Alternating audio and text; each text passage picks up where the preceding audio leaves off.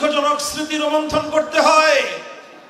আর মনে রাখতে হবে রাসূল আকরাম সাল্লাল্লাহু আলাইহি ওয়াসাল্লামের সেই বাণী, লা ইউলদাগুল মুমিনু ফি জুহরিন ওয়াহিদিন মাররাতাইন, মুমিনকে এক গর্তের সাপ যেন দ্বিতীয়বার দংশন করতে না পারে। 1971 সালে আমরা যেই স্বাধীনতা অর্জন করেছিলাম, যেই স্বাধীনতার সূচনা হয়েছিল ইনশাআল্লাহর মাধ্যমে, যেই স্বাধীনতার কমিটমেন্ট ছিল, বিজয় অর্জন করতে পারলে এই জমিনে কোরআন সুন্নাহ বিরোধী কোনো আইন তৈরি করা হবে না, এই অঙ্গীকারের মধ্য দিয়ে যেই সংগ্রাম হয়েছিল, সেই সংগ্রামে যখন মুক্তিযুদ্ধের মাধ্যমে দেশটা স্বাধীন হলো, 1971-এর 16ই ডিসেম্বরের বিজয় দিবস উদযাপনের পর কয়েক মাসের মধ্যেই বাঙালির রক্তের বিনিময়ে অর্জিত সেই স্বাধীনতাকে ছিনতাই করা হয়েছে। সেই স্বাধীনতাকে বন্ধুরূপী একটি শত্রু রাষ্ট্র তাদের এজেন্ডা, তাদের দেশের সংবিধানকে একটি প্রেসক্রিপশনের মাধ্যমে 72-এর সংবিধান হিসেবে বাংলাদেশের মানুষের উপর চাপিয়ে দেওয়ার ষড়যন্ত্র হয়েছে। 72-এর সংবিধান, 72-এর চেতনার নাম দিয়ে বাংলাদেশে 71-এর মুক্তিযুদ্ধের চেতনাকে ছিনতাই করা হয়েছে। স্পষ্ট ভাষায় বলতে চাই, সেই অপশক্তি, দেশ বিরোধী সেই শক্তি, প্রকৃত স্বাধীনতা বিরোধী সেই শক্তি আবারও বাংলাদেশে 2024-এর এই ঐতিহাসিক বিজয়কে ছিনতাই করতে পারে। কাজে আমাদেরকে সোচ্চার থাকতে হবে, সজাগ থাকতে হবে এই বিপ্লবকে মহিমান্বিত করার জন্য। যারা এই বিপ্লবের অর্জনকে ছিনতাই করার চেষ্টা করবে, তাদের বিরুদ্ধে গোটা বাংলাদেশে প্রতিরোধ গড়ে তুলতে হবে। ব্রিটিশদের হাত থেকে মুক্তির সময়ে আমাদেরকে আরেকটি আধিপত্যবাদী শক্তি দাবায় রাখবার চেষ্টা করেছিল।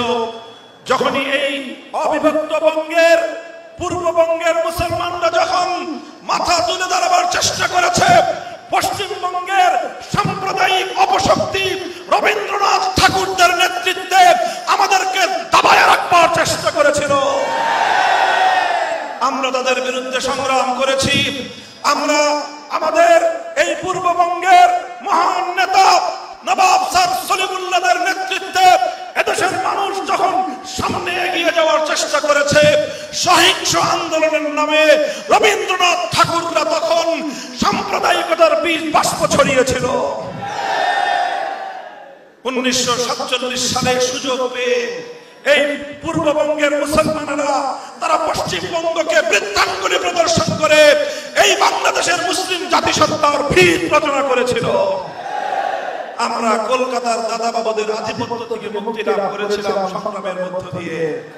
এরপরে আসলো 1947 সাল থেকে 1971 সাল পর্যন্ত আমরা পশ্চিম পাকিস্তানি খান পাঠানদেরকে বলেছিলাম, আমরা তোমাদের ভাই, তোমরা আমাদের ভাই।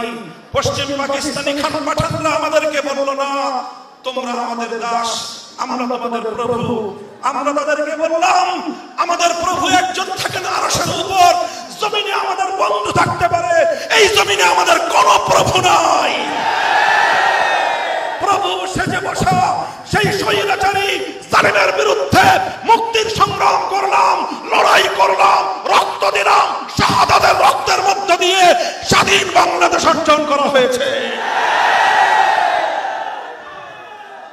সংগ্রামী সাথী ও বন্ধুগণ, আজও আমাদের স্পষ্ট ভাষা, আমাদের পরিষ্কার পেগাম, এই পৃথিবীর মাটিতে আমাদের কোনো প্রভু নাই।